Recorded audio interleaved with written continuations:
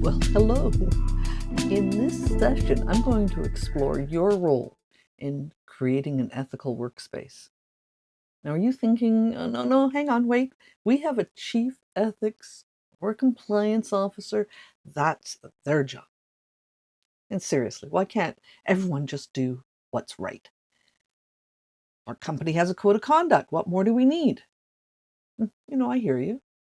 But this is about us, you and me, and how we play a critical role each and every day. We're going to have a conversation about ethics, and I'll talk about the things that I think about. And I'll ask you to explore those thoughts with me. Because, I know we are all good people and we can lead the way. We still see headlines like this and we wonder what's going on. Now, I have to tell you, though, when this hit the news, this $9.2 million penalty in Canada, it barely made the news. No one was talking about it. By October, when TD Bank pled guilty in the United States to conspiracy charges under the Bank Secrecy Act, now the total penalty was $3 billion, that got a little bit more attention. But the focus seemed to be on some employees who accepted gift cards, who allegedly were bribed. For me, that was the least troubling part. Because this wasn't a one-off. It wasn't subtle. People were depositing more than $1 million in cash in a single day and then transferring it out. Oh, and they did this on more than one occasion for over a decade. Now, during the investigation, one email caught my attention. It says the branch managers sent this email: "We have to shut this down," laughing out loud. Were they joking because they thought it was funny? Or was it masking their discomfort? So I want to try a thought experiment. I want you to go ahead and imagine that you're an employee at the TD Bank in the United States. So go ahead. You're up to date on your anti-money laundering training. And within the bank, you have filed all the necessary reports. And you have raised concerns.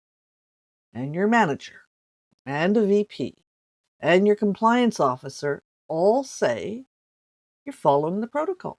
That's all you need to do. So you think to yourself, well, I'm not doing anything wrong. I'm just doing my job. And eventually it starts to feel normal. Everyone's doing it. Probably all of the banks do this. And you don't want to get anyone in trouble. You actually do owe your colleagues and your employer, the bank, you owe them loyalty. Yeah, you feel that there's a problem, but it's a bank problem, not a me problem. And in some ways, you're right. So you do nothing, and nothing happens until it does. But this is common. When we think someone else will act, when it's someone else's responsibility, we're less likely to do anything. Because if everyone is responsible, what happens is that no one is responsible. It lets us ignore our gut feelings. It allows us to sleep at night. Diffusion of responsibility is a very real problem in organizations of all sizes, but the larger and more complex the organization, the bigger the potential problem. It's always worth thinking, if not me, then who? Okay, so do you have an ethical dilemma?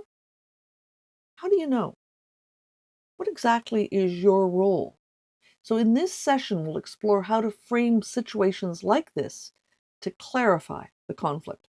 We'll learn some of the common justifications that we all use to ease our conscience when we're not sure. So I want you to think, what, if anything, would I do?